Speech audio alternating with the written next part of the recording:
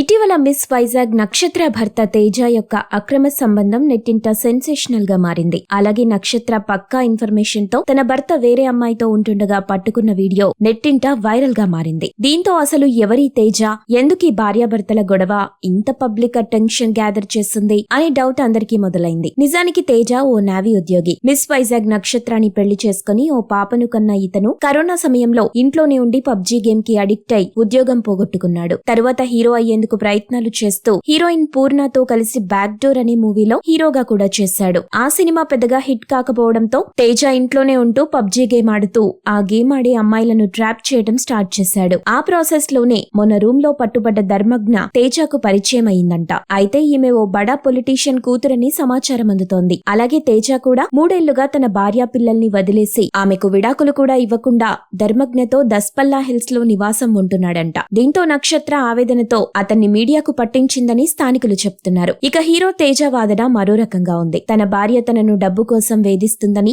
ఆ రోజు ఆ అమ్మాయి కూడా ఆడిషన్స్ కోసం వచ్చిందని చెప్పుకొస్తున్నాడు. మీరు ఇలాంటి ఇంట్రెస్టింగ్ న్యూస్ అప్డేట్స్ మరిన్ని తెలుసుకోవడానికి ఇప్పుడే మా ఛానల్ ని లైక్ చేయండి, ఫాలో చేయండి, సబ్స్క్రైబ్ చేయండి.